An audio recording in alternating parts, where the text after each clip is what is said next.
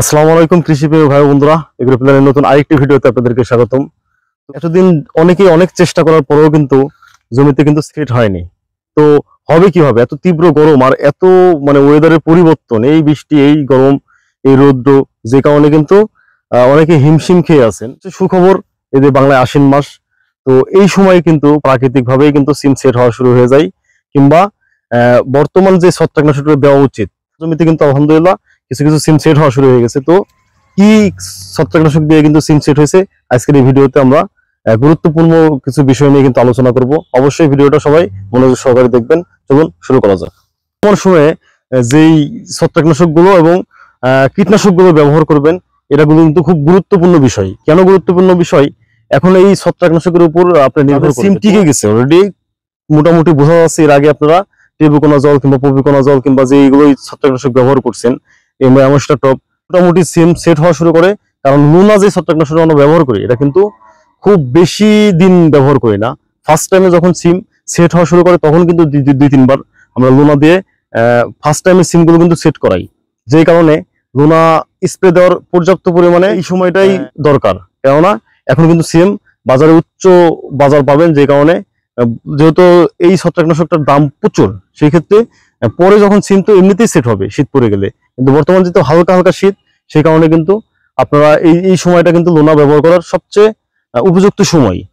আর মোটামুটি লোনা ব্যবহার করলে তো প্রতি সপ্তাহে একদিন ব্যবহার করবেন। তার পাশাপাশি অ্যামিস্টার টপ হোক, ফলিকট হোক, নাতিভ হোক, সেগুলো কিন্তু এর মাঝামাঝি গ্যাপ সময়টাতে আপনারা দিবেন। আর সবচেয়ে বড় বিষয় সেটা হচ্ছে ফল ছিদ্রকারী পোকা।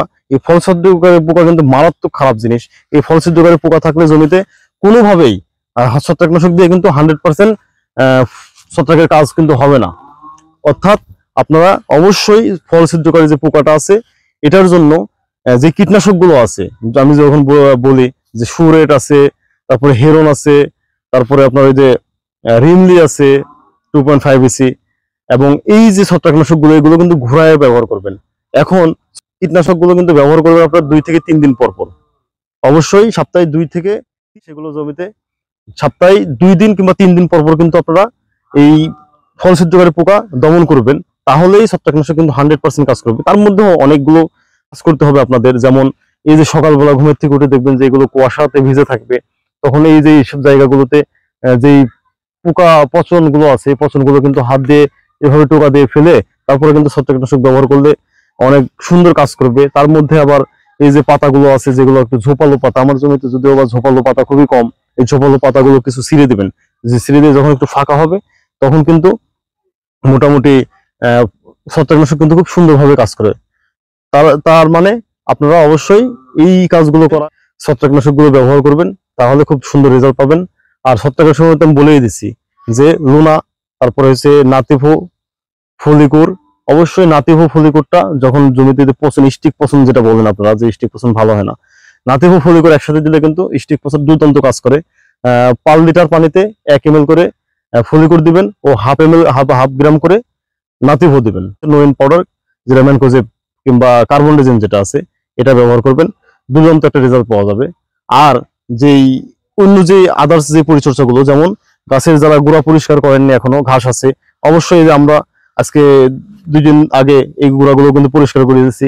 যেহেতু আমার জমিতে এর আগে কোনো সময় সার দিই নাই, এই জমিতে এবছর ও নিচা জমিগুলোতে দিছি। এই জমিতে কিন্তু আমরা TSP, MOP, gypsum, boron, humic acid, যেগুলো দানাদার কীটনাশক, এগুলো কিন্তু সবই দিয়ে দেবো আমরা।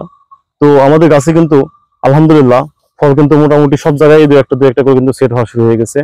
এটা সবচেয়ে এই সময় খুবই মনে করেন যে ভালো একটা দিক, কেননা সামনে পুরোপুরি সিম সেট হওয়ার সময় চলে আসছে। আর এখন অবহেলা করার কোনো সময় নাই। যারা অনেক সময় অনেক টেনশন করছেন, হতাশা, এটা নিয়ে খুবই চিন্তিত হয়ে গেছিলেন ভাই কবে সিম টিকবে, তো তাদের জন্য এই ভিডিওটা অবশ্যই গুরুত্বপূর্ণ। এবং এই ভিডিওটা দেখে যদি আপনারা উপকৃত হন, অবশ্যই ভিডিওটা আপনাদের শেয়ার করে দেবেন, অন্যদেরকেও দেখার সুযোগ করে দেবেন। কেননা যারা আজকে প্রায় 60, 65, 70 দিন হয়ে গেছে, তাদের অনেকেরই কিন্তু দেখা গেছে চিন্তিত হয়ে গেছে যে কিভাবে আসলে সিম সেট হবে। আর সবচেয়ে মজার বিষয় যে সিম কিন্তু সেট হচ্ছে। আমার আগেও কিন্তু আমার যে যারা আমাদের কাছ থেকে বীজ সংগ্রহ করে যে চাষি ভাইয়েরা কিন্তু সিম চাষ করছে, তারা কিন্তু দেখা গেছে আরো 30 দিন কিংবা 1 মাস আগে থেকে কিন্তু অনেকেই টুকটাক করে কিন্তু যেসব এলাকাতে ঠান্ডা ওয়েদার, তারা কিন্তু সিম বাজারে সংগ্রহ করে বিক্রি করছে। যে কারণে তার থেকে কিন্তু আমরা পিছিয়ে আছি। এবং কি যারা এমনও এলাকার কৃষক আছে যে কোনোভাবে এখনো ফল সেট হচ্ছে না, তো অবশ্যই এই জিনিসগুলো আপনারা ফলো রাখবেন। যেমন পরিচর্যাগুলো, কীটনাশক অবশ্যই, কীটনাশকগুলো কোনোভাবে পোকা থাকা যাবে না। ছত্রাকনাশকগুলো নিয়ম মতো ব্যবহার করেন, 4 থেকে 5 দিন পর পর ছত্রাকনাশকগুলো দেন। আগামীতে আশা করি খুবই ভালো একটা সুন্দর সবাই সিম সেট হবে। তো আমার নিজের থেকেও আপনাদের বিষয় নিয়ে কিন্তু আমি চিন্তিত থাকি, কেননা সবাই ফোন করেন, মেসেঞ্জারে নক দেন কিংবা হোয়াটসঅ্যাপে পরামর্শ নেন। আসল কথা কি, আমরা এত কিছু কাজ করার পরে বেগুনে জমিতে পরিচর্যা, মরিচের জমিতে পরিচর্যা, তার মধ্যে আবার আপনাদেরকে এই পরামর্শ দেওয়াগুলো কিন্তু আমাদের জন্য অনেক সময় কঠিন হয়ে দাঁড়ায়। যে কারণে আপনাদের সফলতা কিংবা আপনাদের জমিতে যদি সিম সেট হওয়া শুরু করে আমরা অনেকটা স্বস্তি পাই, আমরা আমাদের মতো কাজ করতে পারি। তো যে কারণে কিন্তু নিয়মিতই কিন্তু আপনাদেরকে চেষ্টা করে আসছি সুন্দর একটা ভালো পরামর্শ দিয়ে কিন্তু আপনাদেরকে পাশে থেকে ভালো একটা সফলতা যেন আপনারা সবাই পান। আল্লাহর রহমতে আগামীতেও ইনশাল্লাহ আপনাদেরকে ভালো কিছু দেওয়ার চিন্তা ভাবনা করব। কেননা আমরা প্রায় 5-6 বছর ধরে কিন্তু এই কেরালা সিম চাষ করে বাংলাদেশে প্রচুর পরিমাণে কৃষক আছে। প্রথম থেকে যেহেতু আমি চাষ করে আসছি, তাদেরকে বীজ দিয়ে পরামর্শ দিয়ে কিন্তু সহায়তা করে আসছি। ইনশাল্লাহ আগামীতেও দিব। অবশ্যই আপনারা যদি এই ভিডিওটা দেখে আপনাদের কোনো রকম উপকৃত হয়, কিংবা এর আগে যে ভিডিওগুলো দিছি অনেকেই বলেন যে ভাই কিভাবে কি করব, আমার দ্বারাই সম্ভব না। ভাই সবই সম্ভব, মানুষের দ্বারাই সম্ভব না এমন কোনো কাজ নাই। শুধুমাত্র চেষ্টা করে যাবেন, দেখবেন আল্লাহ পাক অবশ্যই সেখানে সফলতা এনে দিবে। আর আজকে খুব বেশি কথা বলবো না, জাস্ট এটাই বললাম যে সুন্দর একটা সময় কিন্তু বর্তমানে, এই সময়ে কিন্তু ট্রিটমেন্ট দিলে পুরোপুরিভাবে কিন্তু সিম সেট হওয়া শুরু হয়ে যাবে। অবশ্যই কিছু জিনিস অবশ্যই আপনার মাথায় রাখা লাগবে, যেগুলো জমিতে অতিরিক্ত ঝোপালো গাছ হয়ে গেছে, এত ঝোপালো গাছ যে আসমান দেখা যায় না, সেই জমিগুলোতে কিন্তু অবশ্যই প্রচুর পরিমাণে পাতা ভেঙে তারপরে কিন্তু ছত্রাকনাশক স্প্রে করার পরে কিন্তু সিম সেট হবে, কিংবা একটু সময় লাগতে পারে। আমি তো আগাগোড়াই বলে আসছি যে ভাই মোটামুটি একটা গাছের কন্ডিশন স্বাভাবিক যেন কন্ডিশন থাকে। দেখুন আমার এই জমিটা 60 দিন বয়সে যেমনটা দেখতেছেন, এটা এখানে কিন্তু আমি প্ল্যানিং ভাবে কিছু করি নাই, অবহেলা অযত্ন করে কিন্তু এরকম কন্ডিশন আছে। যে কারণে কিন্তু এই জমিতে কিন্তু খুব সহজেই কিন্তু সিম সেট করা সম্ভব। তার জন্যই যারা এর থেকে অনেক বেশি গ্রোথ করে ফেলছেন তাদের একটু কষ্ট হবে, তবে সিম সেট হবে ভাই, এটা নিয়ে চিন্তিত হওয়ার কিছু নাই। আজকের মতো ভিডিওটা আর বেশি বাড়াবো না।